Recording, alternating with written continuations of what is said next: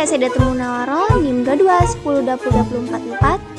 Saya Dwi Yuliana Sari dengan NIM 2210202045.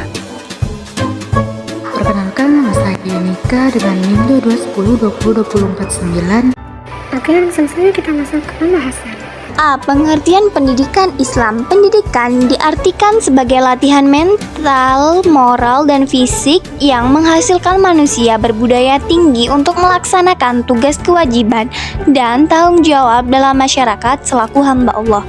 Maka pendidikan juga diartikan sebagai mengembangkan personalitas, kepribadian, dan menanamkan rasa tanggung jawab. Menurut Abdul Fattah Jalal, terdapat 3. Yang pertama, ada tarbiyah, yang berarti mengembangkan potensi kesiapan yang bermacam-macam. Yang kedua, ta'adib, yaitu sopan santun, budi pekerti, moral, akhlak, dan adab. Yang terakhir, 3, ta'lim, yaitu memberitahu atau pengetahuan. Selanjutnya saya akan membahas mengenai pendidikan Islam dalam pemikiran Ismail Raji Al-Faruqi. Yang pertama, biografi Ismail Raji Al-Faruqi. Ismail Raji Al-Faruqi dilahirkan di Jaffa, Palestina pada tahun 1921. Ayahnya adalah Abdul Huda Al-Faruqi. Pengalaman awal pendidikannya dimulai belajar di College des Prixes, melanjutkan studinya di American University of Beirut, kemudian melaksanakan studi di Harvard. Karya-karya intelektual Al-Faruqi sempat menulis kurang lebih 100 artikel dan 25 buku.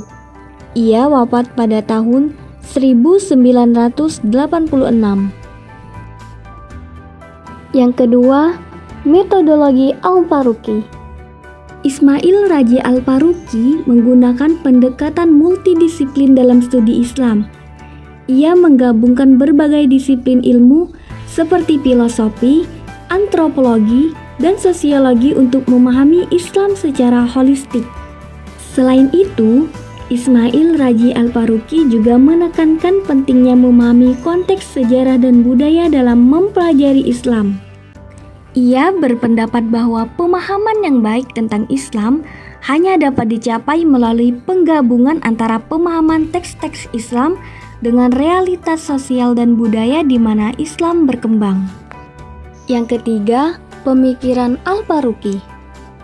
Pemikiran Al-Faruqi tentang manusia. Manusia adalah sasaran pendidikan. Menurutnya, pendidikan Islam adalah pemberi corak hitam putihnya perjalanan hidup seseorang. Karena itu, ajaran Islam menetapkan bahwa pendidikan merupakan suatu kegiatan yang wajib hukumnya bagi pria dan wanita dan berlangsung seumur hidup. Long life education is the process without end. Pendidikan Islam harus benar-benar mampu mendekati manusia sebagai makhluk pribadi secara psikologis.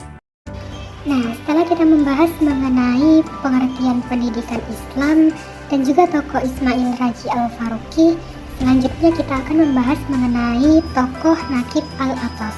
Hayo, udah pada tahu belum siapa itu Naqib Al-Atas? Kalau belum tahu, mari kita cari tahu. Naqib Al-Atas bernama lengkap Muhammad Naqib Al-Atas. Ia dilahirkan di negara kita tercinta yaitu Indonesia, tepatnya di Bogor pada tahun 1931 Masehi.